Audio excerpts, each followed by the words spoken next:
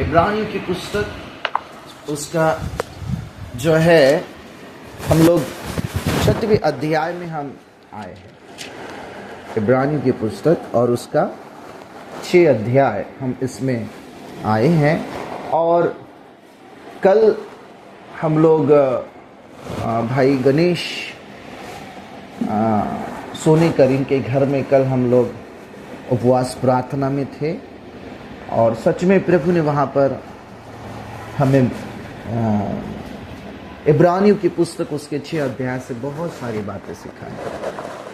उसमें से शुरुआत करते करते मैं आपको एक बात फिर रिपीट करना चाहूँगा, फिर दोहराना चाहूँगा।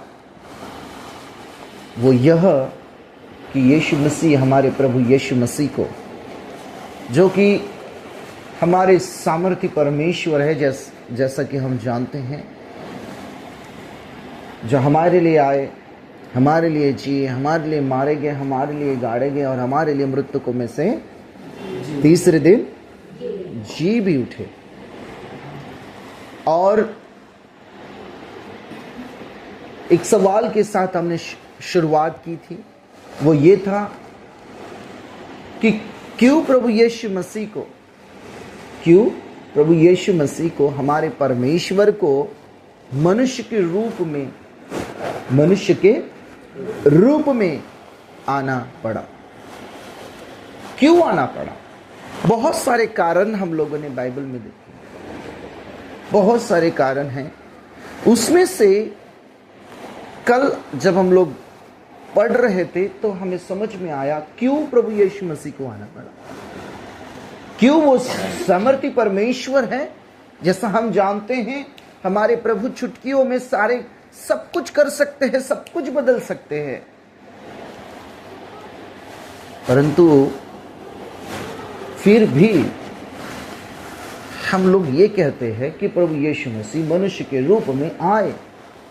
और जब से हम इब्रानियों की पुस्तक का अध्ययन कर रहे हैं, तब से हमने इस बात को देखा कि क्यों आए प्रभु यीशु मसीह इस पृथ्वी पर मनुष्य के रूप में।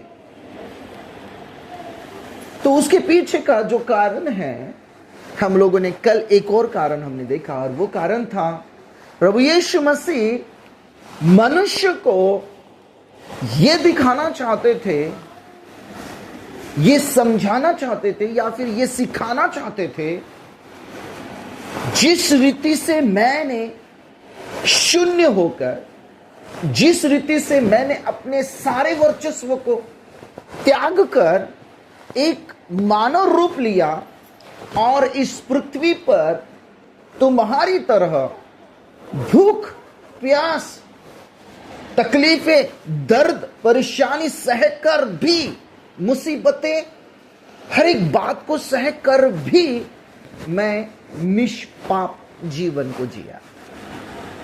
मैंने निष्पाप जीवन को जिया। मनुष्य के अंदर एक विचार, मनुष्य के अंदर में एक धारणा बैठी है, और वो धारणा ये है कि आज भी मैं एक व्यक्ति से बात कर रहा था तो उसने कहा कि मनुष्य क्या है? गलतियों का पुतला, ऐसा कहते हैं। और गलतियां होती ही है, ऐसा मनुष्य कहते हैं। बिल्कुल 100% सच, गलतियां होती हैं, गलतियां होती हैं, मिस्टेक्स होते हैं। मैं जानता हूं, मैं मानता हूं। बाइबल में प्रभु यीशु मसीह इस बात को कहते हैं, या इस बात को हमें बताना चाहते कि क्यों मैं इस पृथ्वी पर आया, और क्यों मैं शून्य बनकर, क्यों मैंने सारे वैभव को त्याग कर, सब कुछ त्याग कर, क्यों मैं इस पृथ्वी पर जिया। क्यों? क्योंकि मैं चाहता था कि तुम ये सीखो कि इस पृथ्वी पर इंसान एक निष्पाप जीवन जी सकता है, जो कि हमारी विचारधारा के बिल्कुल विपरीत है। हमारी विचारधारा या फिर हमारी मानसिकता के बिल्कुल विपरीत है। वो यह कि हम सोचते हैं बिना पाप किए हम रह नहीं सकते। प्रभु यीशु मसीह कहते हैं 101% मैं खुद तुम्हें सहकार्य करूंगा, मैं खुद तुम्हें मदद करूंगा कि तुम निष्पाप जीवन जी पाओगे। हालेलुया। ये सच है, ये सच है कि संभव है। ये क्या है? संभव है कि व्यक्ति निष्पाप जीवन जी सकता है, जी सकता है। पर क्यों नहीं जी पाता? क्योंकि उसने अपने मन में क्या सोच के रखा है? भाई गलतियां तो होती ही है, गलतियां होती ही हैं, और गलतियां नहीं होंगे तो हम इंसान नहीं, गलतियां नहीं करेंगे तो हम इंसान नहीं। तो मैं आपको ये कहना चाहता हूं, अगर आप प्रभु यीशु मसीह की विचारधारा, प्रभु यीशु मसीह की शिक्षाएं, प्रभु यीशु मसीह का स्वभाव यदि आप, मैं कहना चाहता हूं, यदि आप धीरे धीरे, एकदम से नहीं आएगा, धीरे धीरे धीरे धीरे आप प्रभु यीशु मसीह की विचारधारा, प्रभु यीशु मसीह की शिक्षाएं, प्रभु यीशु मसीह की मनसाएं, प्रभु यीशु मसीह के जो है स्वभाव को आप जैसे धीरे धीरे धीरे धीरे धारण करते जाएंगे, मैं आपको कहना चाहता हूं, एक दिन जरूर सिद्धता वो परमेश्वर हमें जरूर देगा। और मुझे पता है वो सिद्धता यीशु मसीह ही दे सकते हैं। जब हम उसके उस राह पर चलने की कोशिश करते रहेंगे, धीरे धीरे वो हमको चेंज बदलता जाएगा। और एक दिन ऐसा होगा कि हम उस चीज में माहिर हो जाएंगे, हम उस चीज में क्या हो जाएंगे? माहिर हो जाएंगे। और हम भी कह पाएंगे कि नहीं, ये हो सकता है कि हम एक अच्छा जीवन जी सकते हैं, ये हो सकता है कि हम एक पवित्र जीवन, एक हम निष्पाप जीवन जी सकते हैं। Hallelujah, hallelujah. जब एक मैकेनिक किसी चीज को रिपेयर करता है, चाहे वो टीवी का मैकेनिक हो, चाहे वो गाड़ियों का मैकेनिक हो, उस चीज की प्रैक्टिस करते कई बार ऐसा होता है कि वो टीवी को चालू करते से ही समझ जाता है कि इसमें क्या फॉल्ट है, या फिर वो गाड़ी को देखते से वो समझ में आ जाता है उसमें क्या फॉल्ट है। मैं आपको सच कहना चाहता हूं, जब मसीह की शिक्षाओं को धारण कर लेंगे, जब मसीह के स्वभाव को धारण कर लेंगे, जब मसीह के विचारधारा को धारण कर लेंगे, तो एक दिन हम भी परफेक्शन की ओर जाएंगे, हम भी सिद्धता की ओर जाएंगे। पर हम सिद्धता की ओर न जाने के पीछे का कारण क्या है? हमने अपने मन में बैठाल के जो रखा है, हमने अपने विचार में बैठाल के जो रखा है कि नहीं हो सकता, मैं एक सिद्ध मनुष्य नहीं बन सकता, मैं गलतियों का पुतला हूं, मैं पाप का पुतला हूं, और मेरे हाथों से पाप होगा ही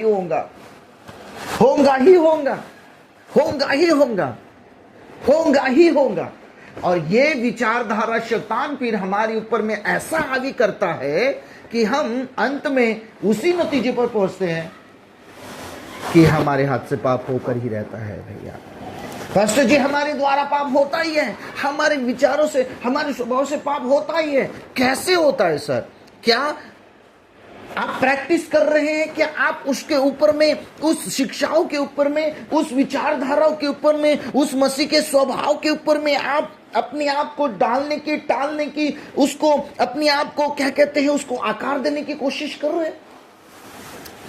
बाइबल में लिखा है हमारे लिए एक सहायक भेजा गया है। क्या भेजा गया है? सहायक। और उस सहायक का नाम क्या है? वो सहायक का काम क्या है? तो फिर क्यों भेजा है फिर सहायक? हमारे साथ टहलने के लिए नहीं, उस सहायक हमारे लिए इसलिए भेजा गया ताकि हम मसीह के समान धीरे धीरे बनते जाएं। इसलिए बाइबल में लिखा है जैसा वो पवित्र है वैसा तुम भी पवित्र बनो। तो कारण क्या है प्रभु यीशु मसीह का इस पृथ्वी पर आने का? कारण ये था, तुम भी निष्पाप जीवन जी सकते हो अगर ठान लो तो।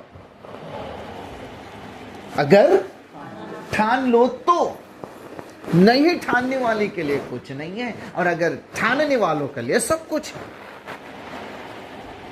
अगर हमने ठान लिया, अगर हमने निर्णय कर लिया, अगर हमने निर्णय कर लिया। मेरी बहन, जब शुरू में पेट्रोल पंप में जब वो जॉब करती थी, वो बार बार मुझे एक बात बोलती थी, भैया मैं पेट्रोल पंप में जो काम करती हूँ, मैं नहीं चाहती कि मैं गलती करूं। परफेक्शन एकदम से नहीं आता, याद रखना। परफेक्शन धीरे धीरे आता है। उस चीज में हम लोग धीरे धीरे अपने आप को ढालने की कोशिश करते हैं। यही बात होती है कि जब हम मसीह की शिक्षा को हम लेते हर बार है, हर दिन लेते हैं, हर एक जो है उपवास के दिनों में लेते हैं, हर एक क्रिसमस के दिनों में लेते हैं, हर एक रविवार के दिनों, हर रविवार के दिन लेते हैं, परंतु जहां के हम वही रहते हैं, जहां के हम वही रहते हैं, और अंत में फिर हमें परमेश्वर के पास जाकर किस चीज को करना पड़ता है, तो वो ये कि प्रभु मुझे माफ कर दे, प्रभु मुझे माफ कर दे, प्रभु मैं तेरे विरुद्ध किया, प्रभु मैंने ऐसा किया, प्रभु मैंने वैसा किया। यहां पर पढ़ते पढ़ते एक चीज लिखी गई है, जरा सा उसकी तरफ हम लोग ध्यान देंगे। 7 प्रकार का स्वाद चखने के बाद, है ना, सब प्रकार का स्वाद चखने के बाद तुम वापस जा रहे हो। तुम क्या कर रहे हो? वापस जा रहे हो। तो अब क्या बचा है? अब एक बात मैं बहुत महत्वपूर्ण आपके सामने रखने जा रहा हूं। 6वां अध्याय का 6वां वचन। हमने सब प्रकार के शिक्षाओं को पाया। हर रविवार के दिन मैं आपको ये कहना चाहता हूं कि सिखाता हूं। अच्छा, ये रविवार आप में से बहुत सारे लोग नहीं थे। इस रविवार के दिन हम लोगों ने एक बहुत बेहतरीन और प्रभु का धन्यवाद करता बहुत सुंदर चीज को सीखा। वो क्या था?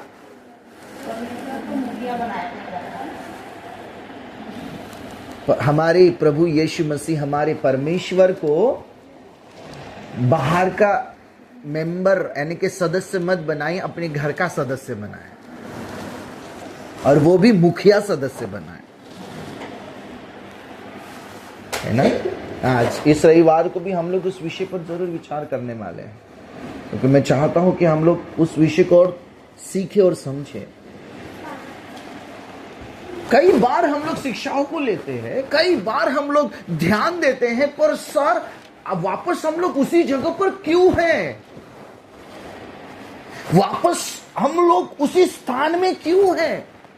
कभी आप अपने आप से प्रश्न पूछे, कभी अपने जीवन में प्रश्न पूछे, कभी आप बैठे बैठे अपने घर में प्रश्न पूछे कि मैं क्यों उसी स्थान में हूं सर? क्यों? क्या आपको परमेश्वर के वचनों की वो शिक्षा है जो मसीह के स्वभाव में आपको, मसीह के जीवन में आपको, मसीह के जैसा बनाने वाली शिक्षा आपको क्या मिलती नहीं है? 100% मैं तो पूरी कोशिश करता हूं कि आपको वो चीज दूं, आपको वो चीज समझाऊं, परंतु फिर भी एक समय ऐसा आता है कि हम लोग वापस अपने स्थान को देखते हैं, तो हम लोग शुरुआत की ही पायरी पर अपने आप को देखते हैं। पहले ही स्टेप पर हम लोग देखते हैं। Why? क्यों? इतना स्वाद चखने के बाद, सारा अनुभव लेने के बाद, सारी शिक्षाओं को प्राप्त करने के बाद में हम लोग वापस उसी स्थान में आते हैं। लिखा है 6वें वचन में, यदि वे भटक जाएं मन फिराने के लिए नया बनाना अनहोना है, क्योंकि वे परमेश्वर के पुत्र को अपने उन कामों के द्वारा, अपने उस जीवन के द्वारा, उन पापों के द्वारा अपने लिए फिर क्रूस पर, अपने लिए, किसके लिए? अपने लिए, हम अपने लिए फिर से, वहां पर क्या लिखा है? फिर से क्या लिखा है भैया? फिर एक बार तो चढ़ गया यीशु मसीह, एक बार यीशु मसीह क्रूस पर चढ़ा है। अरे हाँ या ना? एक बार यीशु मसीह चढ़ा, लेकिन कुछ विश्वासी ऐसे जीवन को जीते हैं जो अपने लिए फिर से यीशु को क्रूस पर चढ़ाते हैं। क्या करते हैं? क्या यीशु का बलिदान, क्रूस का बलिदान कोई साधारण बलिदान था? घर में जाकर आप चलते चलते किसी अगर कांटे का पेड़ अगर दिखता है, वो कांटा लेकर जाना और अपने पैर को अपने हाथ से चुभा कर देखना कितना दर्द होता है। मुझे और आपको बनाने के लिए यीशु ने इस घर को बनाने के लिए बहुत कुछ सहन किया है मेरे प्रभु यीशु मसीह ने।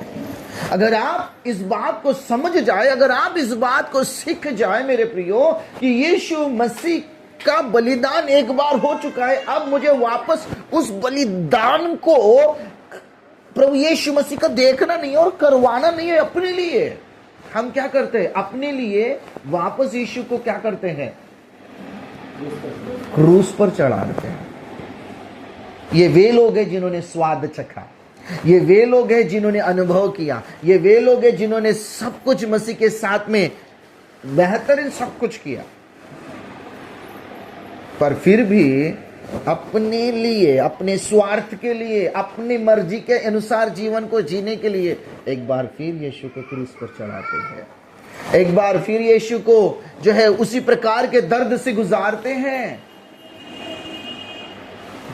कुछ लोग ऐसा करते हैं और कुछ लोगों के विषय में ऐसा लिखा है आगे, और प्रकट रूप में आज के समय में उस पर क्या करते हैं? कलंक लगाते हैं। हम अपना जीवन को ही ऐसा जीते हैं कि प्रकट रूप में कलंक लगाते हैं। ऐसा है तुम्हारा यीशु, ऐसी शिक्षा देता है तुम्हारा यीशु, ऐसी चाल चलना सिखाता है तुम्हारा यीशु। हमारे यीशु पर क्या चर्च में जाकर तुम्हारा यीशु यही सिखाता है? क्या प्रार्थना इतना करते हो, क्या तुम्हारा यीशु यही सिखाता है? वाह! और हमें शर्म नहीं आती, हमें फिर भी बड़ा अच्छा लगता है, क्योंकि भाई हमको तो लेना देना नहीं है किसी से। मेरे प्रियो, पता है मसीह में आने का एक कारण है आपका।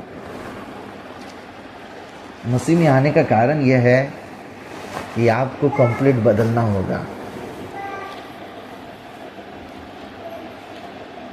कंप्लीट बदलना होगा। अभी याद रखना, सिर्फ सगाई के रस्म से गुजरे हैं बस हम लोग। किस रस्म से? सगाई के रस्म से गुजरे हैं। विवाह होना बाकी है। कहीं ऐसा ना हो कि सगाई टूट जाए। हेलो, कहीं ऐसा ना हो कि किसके साथ सगाई है? हाँ जी, यीशु मसीह के साथ एक सगाई का जो दौर होता है ना, हम उस सगाई के दौर में हैं। विवाह क्या होता है? विवाह एक होना होता है। विवाह जब हमारा होगा ना, तब हम मसीह के साथ एक होंगे। यानी कि सगाई का अर्थ कुछ अलग है और विवाह का अर्थ कुछ अलग है। हम दूर से रहकर अपने, आज के समय में फोन कॉल है, दूर से रहकर हम अपने मंगेतर से बात कर सकते हैं, और अपने मंगेतर से जिसके साथ सगाई हुई है, हो सकता है महीने 2 महीने में एक बार अगर मिल भी लिए तो। पर जब विवाह होता है ना, यहाँ फोन पर बात करने वाला किस्सा नहीं होता है, यहाँ आमने सामने वाला किस्सा होता है। अब उसका अर्थ समझने की कोशिश करना। आज एंगेजमेंट के दौर पर है हम लोग, आज सगाई, आज हम लोग बहुत खुश है। अरे आमी तो यीशु क्रिस्टल, यीशु प्रभु को हम लोग तो मानते हैं। याद रखना, सगाई है ये, सगाई का दौर, सगाई के दौर से गुजर रहे हैं। दूल्हा वापस आने वाला है अपनी दुल्हन को लेने के लिए। सगाई कहीं टूट ना जाए। टूट ना जाए का मतलब यह है, दुल्हन इंतजार कर रही है 10 कुंवारियां, और उसमें से कितनी गई? 5 गई। और 5 क्यों रह गई? जी, शाल जलना बंद हो गई। प्रभु यीशु मसीह अपनी स्पेशल दुल्हन को लेके चले जाएंगे। दूल्हा आएगा, अपनी दुल्हन को लेके जाएगा। याद रखना मेरे प्रियो, हम लोग अपने लिए जो जी रहे हैं वास्तव रूप से उसे प्रभु कहते हैं कि भाई मैं चाहता हूं कि मेरा एक एक विश्वासी निष्पाप जीवन की तरफ अपने कदमों को करे, एक पवित्र जीवन की तरफ अपना रुख करे, एक ऐसा जीवन जिसका जो परमेश्वर के हिसाब से होगा, अब मेरे हिसाब से नहीं। हमने अभी गीत गाया, ना ही हम खुद के न दुनिया के, हम तो है यीशु मसीह के। हम अपने भी नहीं है, अपने लिए भी मत जियो और ना ही दुनिया के लिए जियो। जीना है तो यीशु मसीह के लिए जियो, और ऐसा जियो कि प्रभु मैं अपने जीवन को पवित्रता के साथ जीने की कोशिश करूंगा। हर वो चीज करते हुए यीशु ने अपने जीवन को पवित्रता के साथ जिया। बाइबल में लिखा है, दुख उठा उठा कर आज्ञा को मानना यीशु ने सीखा। यीशु मसीह को आज्ञा मानने की जरूरत थी नहीं थी, पर फिर भी दुख उठा उठा कर यीशु मसीह आज्ञा मांगना सीखा। यीशु मसीह को हाथ और पैरों में खिले ठुकवाए ना, 39 कोड़े खाना, सिर पर कांटों का मुकुट पहनने की जरूरत थी? फिर भी उसको करने के बाद में कलवरी के क्रूस पर जाते हैं यीशु, और हमारे यीशु कहते हैं कि हे पिता भेज अपने दूतों को और मार इनको। क्या कहते हैं? हे पिता इन्हें क्षमा कर, क्योंकि ये नहीं जानते कि ये क्या करते हैं। एक बात और बताओ आपको, अगला वचन पढ़ते हैं हम लोग, बहुत सुंदर है। क्योंकि जो भूमि वर्षा के पानी वर्षा के पानी को जो उस पर बार बार पड़ती है, जो भूमि, सुन रहे हैं? हेलो, आप लोग हैं यहाँ? जो भूमि वर्षा के पानी को पीती है, वर्षा यानी कि जो बारिश होती है वो पानी जमीन के ऊपर में गिरता है, और जमीन क्या करती है उसे? हाँ जी, बार बार जब जैसे जैसे गिरता है पानी वैसे वैसे वो उसे पीती है। और पीने के बाद उसका काम क्या है? काम क्या है कि वो पी कर जिन लोगों के लिए वो है ज्योति जाती है, बोई जाती है, उनके काम काज का साग पात उसको निकालना ही निकालना पड़ेगा। जमीन है, जमीन के ऊपर में पानी गिरा, तो पानी गिरने के बाद में जो उसमें जो बोया गया, उसको जो जोता गया, उसके ऊपर में जो बोया गया, तो उस जमीन का काम क्या है? जो बोया गया उसी को। पर जमीन क्या बोलती है? मैं क्यों तेरी मर्जी से मैं क्यों तेरी मर्जी से साग पात निकालूं? तूने बोया होगा साग पात, पर मैं क्या निकालूंगा? कांटे ही उगाऊंगी। हेलो, आपको समझ में आ रहा है? मसीह जीवन वचन, विश्वासी लोग वचन खा खा कर क्या निकालना चाहिए? उस मसीह के योग्य फल निकालना चाहिए। किसके लिए हैं हम लोग? हेलो, जिस प्रकार से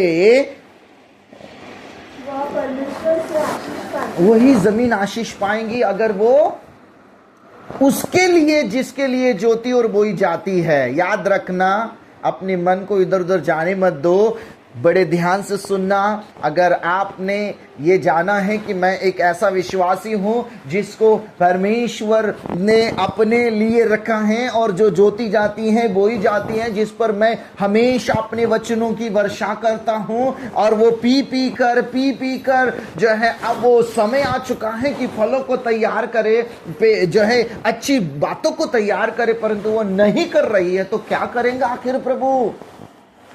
वचन एक जगह में लिखा है, कुल्हाड़ा कहां रखा है? कहां रखा है कुल्हाड़ा? पेड़ों की जड़ में रखा है कुल्हाड़ा। और जो पेड़ उसके योग्य फल नहीं लाता, उसको क्या करा जाएगा? और कहां डाला जाएगा? मैं आपको क्यों ये सब बात बताना चाहता हूं? वाई? परमेश्वर चाहते हैं, प्रभु यीशु मसीह चाहते हैं कि मैं तुम्हारे लिए शून्य बन गया, मैं तुम्हारे लिए शून्य बन गया, मैंने सारे स्वर्ग के वैभव को तुम्हारे लिए छोड़ दिया, मैंने सारी महिमा को स्वर्ग की छोड़ दिया, मैंने सब कुछ त्याग दिया तुम्हारे लिए। इस पृथ्वी पर तुम्हारे लिए भूख बर्दाश्त करी, इस पृथ्वी पर मैंने तुम्हारे लिए तकलीफें उठाई, मैंने दुख उठाया, मैंने परेशानी को उठाया, मैंने मुसीबतों को उठाया, मैंने आज्ञा मानी, मैंने सब कुछ मेरे बच्चों मैंने तुम्हारे लिए किया। क्यों किया? कलवरी के क्रूस को मैंने तुम्हारे लिए उठाया। क्यों उठाया? क्यों मैंने 39 कोड़े खाए? क्यों मेरे सिर पर कांटों का ताज मैंने सहन कर लिया? क्यों थप्पड़े सहन कर ली? क्यों घूंसे सहन कर ली? मेरे बच्चों, ये सीखा, ये मैं तुम्हें सीख दे सकूं कि तुम भी एक निष्पाप जीवन जियो, निष्पाप और पवित्र जीवन जियो। हम लोग सोचते हैं कठिन हो जाता है जब हम काम धंधों को करते हैं, कठिन हो जाता है जब हम अपने घरों में रहते हैं, कठिन हो जाता है हम किसी व्यवसाय को करते हैं, कठिन हो जाता है। मैं कहता हूं कठिन नहीं है। आपको बताना चाहता हूं, आप प्रैक्टिस करते करते करते करते परफेक्शन को, सिद्धता को पाओगे।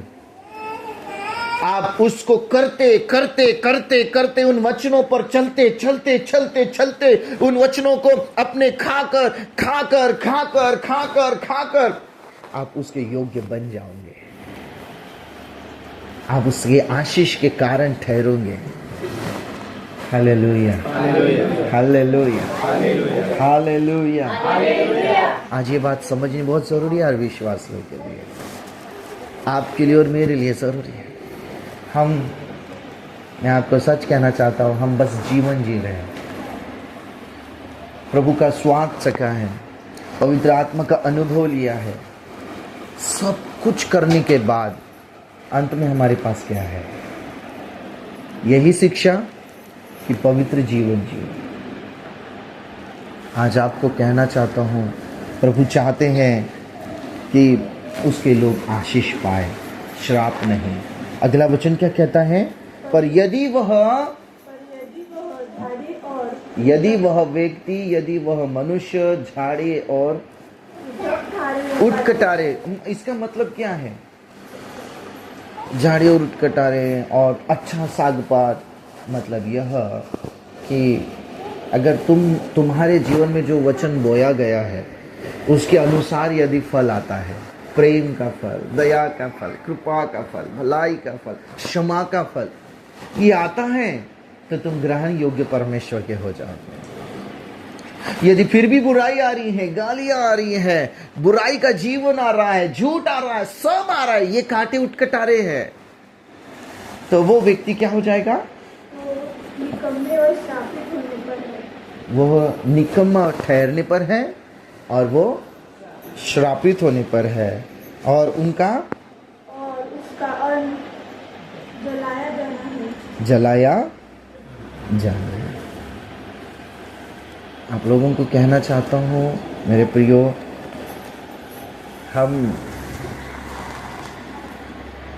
बार बार प्रभु के वचन को सीखते हैं, बार बार प्रभु के वचन को समझते हैं, पर फिर भी अगर हम जहाँ के वहाँ हैं, इतने सालों के बाद में हम जब खुद को झांक कर देखते हैं, तब ये समझ में आता है कि सर कुछ भी बदलाव तो नहीं आया।